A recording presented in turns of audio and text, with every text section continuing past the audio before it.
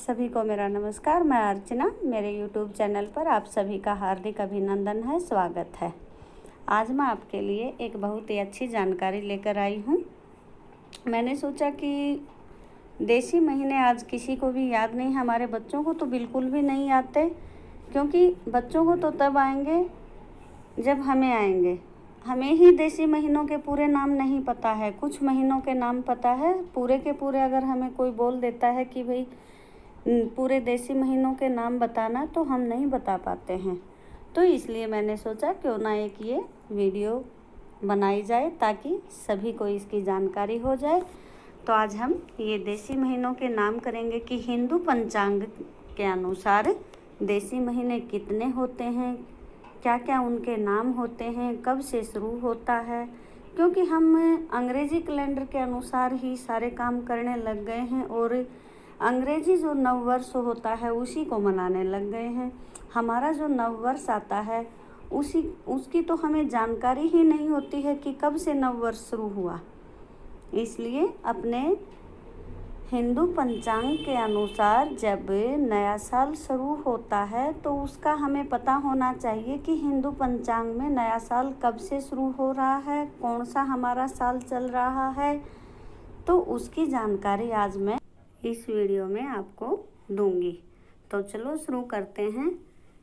आज हम कि देसी महीनों के नाम कौन कौन से होते हैं। ये हमारे 12 महीने होते हैं: चैत्र, बैसाख, ज्येष्ठ, आषाढ़, श्रावण, भाद्रपद, आश्विन, कार्तिक, मार्गशीर्ष, पोह, माह, फाल्गुन। तो फाल्गुन जो महीना होता है, जिसको हम फागुन भी बोल देते हैं, ये हमारा आखिरी महीना होता है। चैत्र मास में हमारा चैत्र मास जो होता है उसको प्रथम मास माना जाता है। जिस दिन ये मास आरंभ होता है उसे ही वैदिक नव वर्ष मानते हैं।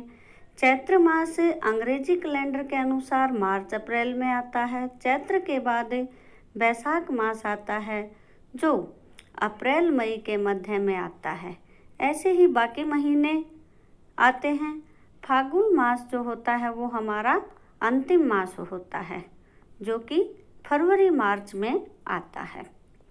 तो इस तरह से हमें जानकारी कि जो चैत्र, जिसे हम चैत बोल देते हैं, चैत्र मास जो है वो हमारा प्रथम महीना है होता है, जो फरवरी मार्च में आता है। फागुन की अंतिम तिथि से वर्ष की संपत्ति जो होती है उसका सारा हिसाब किताब किया जाता है। फिर अगला वर्ष चैत्र मास का पुनः तिथियों का आरंभ होता है, जिसे नव वर्ष का आरंभ होता है। हमारे समस्त वैदिक मास का जो वैदिक मासों के जो नाम रखे गए हैं, महीनों के जो नाम रखे गए हैं, वे 28 में से 12 नक्षत्रों के नाम पर रखे गए हैं। तो अब हम देखते हैं कि जो ये 12 नक्षत्र हैं ये हमारे कौन कौन से हैं और किन के नामों के आधार पर ये नाम रखे गए हैं। 28 में से 12 हैं चित्रा नक्षत्र से चैत्र, विशाखा से वैशाख, ज्येष्ठ नक्षत्र से ज्येष्ठ मास का नाम रखा गया है। तो इस प्रकार से जो ये 12 नक्षत्र हैं, इन्हीं के आधार पर हमारे 28 में से 12 के नामों के आधार पर हमारे नक्षत्रों के नामों के आधार पर महीनों के नाम रखे गए हैं।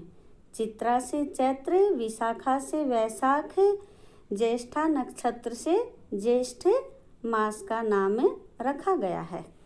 और पूर्वाषाढ़ा या उत्तराषाढ़ा से आषाढ़, श्रावण नक्षत्र से श्रावण, पूर्वा भाद्रपद से उत्तरा भाद्रपद से भाद्रपद, और आश्विन नक्षत्र से आश्विन मास, कृतिका नक्षत्र से कृतिका मास, मृगशिरा नक्षत्र से मार्गशीर्ष मास और पुष्प नक्षत्र से पौष मास का नाम रखा गया है।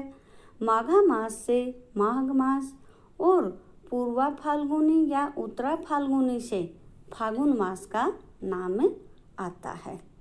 तो इस तरह से हमारे जो ये 12 नक्षत्र हैं उन्हीं के आधार पर 12 के 12 महीनों का नाम रखा गया है। 28 होते हैं जिनमें से 12 के आधार पर महीनों के नाम बनाए गए हैं। तो देखो, जैसे अश्विनी से आश्विन मास, कृतिका से कार्तिक, मृगशीर्ष से नक्षत्र से मार्गशीर्ष आदि नामों का नामकरण हुआ है। तो आज हम अब जिक्र करते हैं हिंदू नववर्ष का जो प्रारंभ होता है वो कब होता है।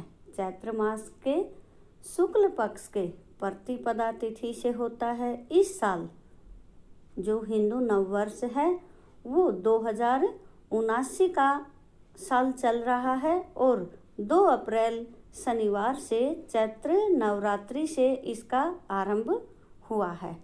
पौराणिक मान्यताओं के अनुसार विक्रम संवत के प्रथम दिन ब्रह्मा जी ने इस सृष्टि की रचना की थी और प्रभु श्री राम, धर्मराज युधिष्ठिर, इनका भी जो राज्याभिषेक हुआ था वो विक्रमी संवत के प्रथम दिन ही हुआ था। हिंदू नववर्ष का प्रारंभ भी इसी दिन से होता है और जो नया पंचांग शुरू होता है वो भी इसी दिन से आरंभ होता है। एक विक्रम संवत में 12 महीने होते हैं, 30 दिनों का एक महीना होता है, 7 दिनों का एक सप्ताह होता है। इस कैलेंडर में तिथि की गणना होती है और इसी विक्रमी संवत कैलेंडर के आधार पर धर्म जो धर्म के लोग हैं उनके अनुसार कैलेंडर बनाए गए हैं।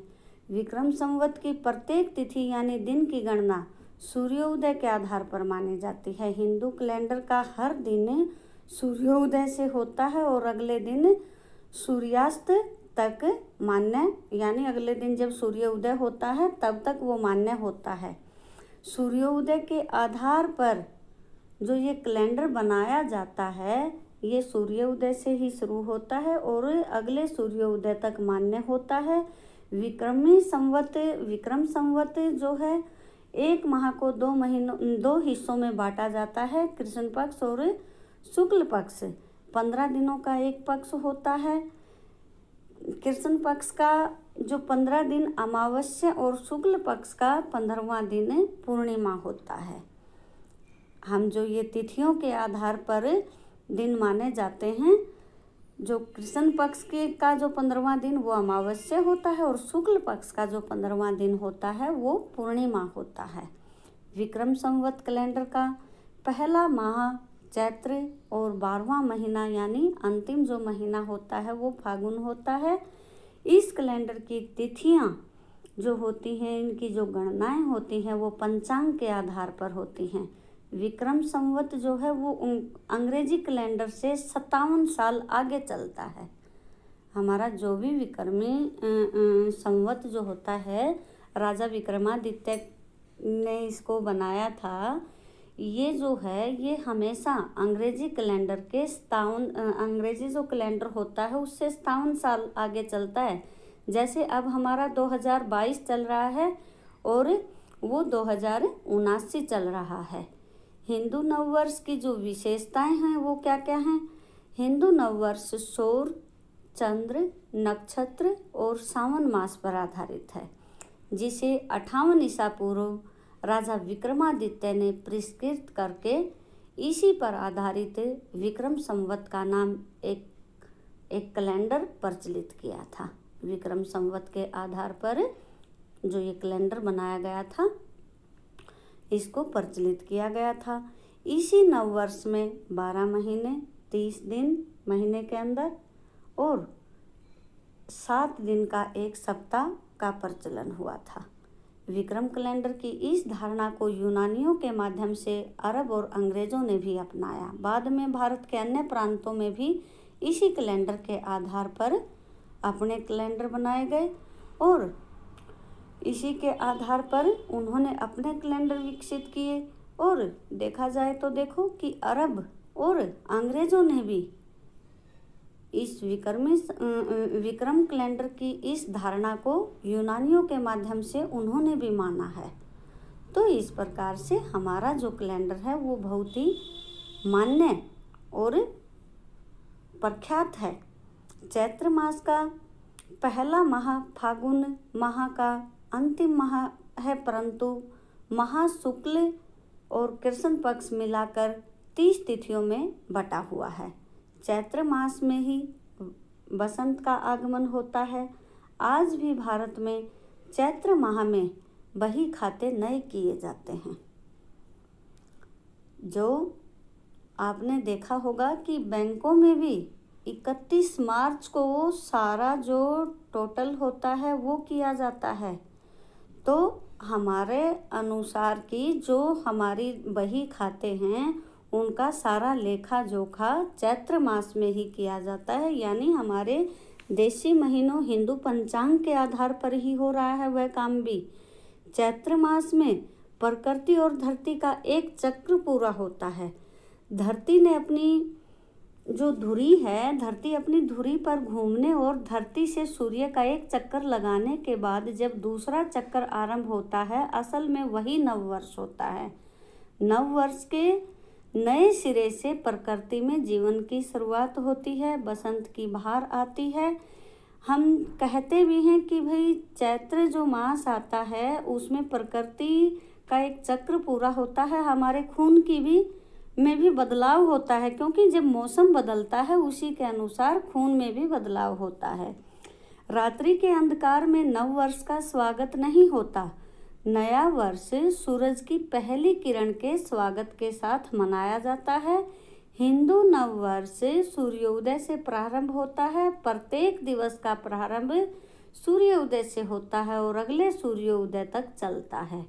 सूर्यास्त को ही दिन और रात का संधि काल माना जाता है कि जब सूर्यास्त होता है तो रात और दिन की संधि होती है, यानी दोनों की आपस में दोनों की संधि होती है, दोनों का मेलजोल होता है रात और दिन का। तो इस प्रकार से चैत्र मास को प्रमुख माना जाता है और उक्त जो सभी कैलेंडर और गणनाएं या पंचांग पर आधारित पंचांग के 5 अंग होते हैं: तिथि, नक्षत्र, योग, करण, वार, यानी सप्ताह के 7 दिनों के नाम।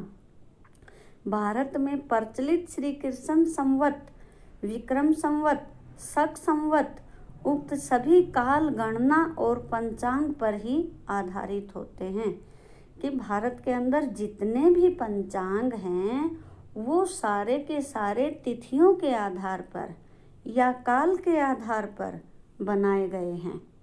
आपने देखा होगा कि सभी के अंदर तिथि होती हैं, नक्षत्र होता है, योग होता है, करण होता है और वार यानी सप्ताह कि ये 5 अंग हैं। ये भारतीय कैलेंडर के अंदर पाए जाते हैं।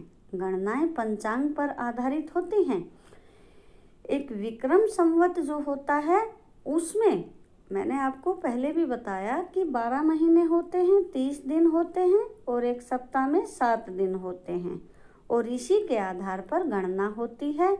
विक्रम संवत की प्रत्येक जो तिथि होती है यानी दिन की जो गणना होती है वो सूर्योदय के आधार पर मानी जाती है और अगले सूर्योदय तक ही वह चलती है कि होते तो वहाँ भी 12 महीने हैं और यहाँ भी 12 महीने होते हैं। तो हमारा जो चैत्र मास है वो मार्च में आता है, बैसाख है वो अप्रैल में आता है, ज्येष्ठ मास है वो मई में आता है, आषाढ़ जून के अंदर, श्रावण 23 जुलाई में और भाद्र जो पद माह है वह 23 अगस्त से शुरू होता है। आश्विन माह सितंबर के अंदर आता है, कार्तिक अक्टूबर के अंदर आता है और मार्गशीर्ष नवंबर में, पोह दिसंबर में, माह जनवरी में और फागुन फरवरी में आता है। तो इस प्रकार से आपने देखा कि सारे महीने अंग्रेजी कैलेंडर के अनुसार कब आते हैं कि मार्च से शुरू होते हैं, अंत में फरवरी में ख़त्म होते हैं। तो इस प्रकार से अलग अलग महीनों के नाम याद करें। अच्छे से अपने जो देसी महीने हैं उनके नाम आपको याद होने चाहिए। हम हिंदू पंचांग के अनुसार हमें अपने देश के अनुसार अपने महीनों के नाम पता होना चाहिए और